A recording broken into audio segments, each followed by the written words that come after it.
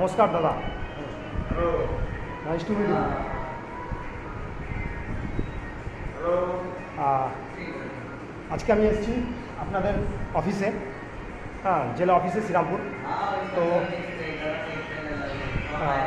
এই আজকে তো 8 তারিখ 8 মে এই যে রায় বেরোলো, মানে পশ্চিমবাংলার রায় বেরোলো, ভারতীয় জনতা পার্টি যে এত সুন্দর এত বড় ব্যবধানে যে জয়লাভ করলো এই টিএমসিকে হারিয়ে, এবং প্রথম পশ্চিমবাংলায় জয়লাভ করলো এবং সারা পশ্চিমবাংলা জয় শ্রীরাম স্লোগান করছে। রামকে লাভ করেছে, রামকে শ্রীরামচন্দ্রকে, এবং সারা পশ্চিমবাংলা গেরুয়া। তো একটা নতুন একটা অনুভূতি পশ্চিমবাংলার জন্য। এই নিয়ে কী বলতে চান? এবং এত যে জয়লাভ করলো এই প্রথমবার, তা কী বলতে চান? কতটা ভালো লাগছে? সারা পশ্চিমবাংলা জুড়ে পুরো একদম ধরুন উত্তরবঙ্গে থেকে শুরু করে একদম কলকাতা পুরো শহর, যেভাবে সাধারণ মানুষ তারা ভারতীয় জনতা পার্টিকে আশীর্বাদ করেছে এবং সমর্থন করেছে, এবং যে মোদিজি যে স্বপ্ন দেখেছিলেন সাধারণ মানুষকে, আজকে সেই পশ্চিমবাংলার মানুষ আজকে বিজেপিকে দু হাত তুলে আশীর্বাদ করেছে আর সমর্থন করেছে।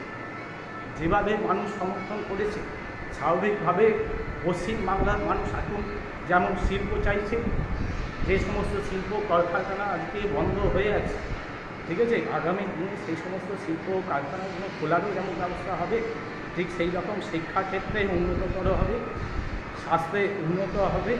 আর যে পশ্চিমবাংলার একটা সময় সারা ভারতবর্ষের মধ্যে শিল্পের প্রথম স্থান অধিকার করেছিল, আজ সেই পশ্চিমবাংলা আবার নতুন করে শিল্পে আবার প্রথম স্থান অধিকারের লক্ষ্যে পৌঁছে যাবে।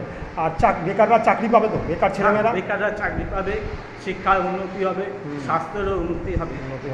পশ্চিমবাংলা একটা নতুন বাংলা আবার তৈরি হবে, সোনার বাংলা পরিণত হবে। কারণ আপনারা দেখেছেন একটা সময় সারা ভারতবর্ষে যা প্রোডাক্ট উৎপাদন হতো তার 20% প্রোডাক্ট শুধু পশ্চিমবাংলা থেকে উৎপাদন।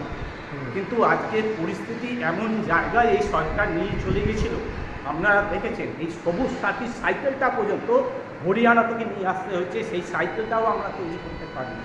অনেক বড় বড় কারখানা, আমরা হিমমটর থেকে শুরু করে আমরা ডালপের মতন ফ্যাক্টরি তারা অন্যান্য রাজ্যে নিয়ে চলে গেছে। আমাদের দায়িত্ব এবং সরকার আগামী দিনে সেই সমস্ত শিল্পকে পশ্চিমবাংলার মাটিতে নিয়ে আসবে এবং সাধারণ মানুষের, বিশেষ করে যুবক যুবতীদের, তাদের ভবিষ্যতেও উজ্জ্বল হবে।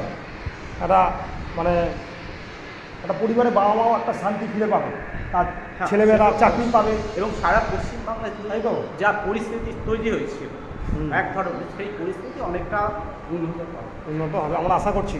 ঠিক আছে, আগামীকাল শপথ আছে, ঠিক আছে, আমরা সবাই মিলে যাব, সারা পশ্চিমবাংলা যাবে, যারা যেতে পারবেন না তারা বাড়িতে উৎসব করবে।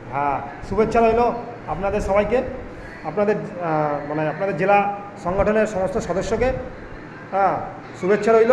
কালকে যাবেন, এই মোদিজির এই যে স্বপ্ন পূরণ হবে, প্রথম পশ্চিমবাংলায় বিজেপি মুখ্যমন্ত্রী গঠন হবে, মুখ্যমন্ত্রী হবে।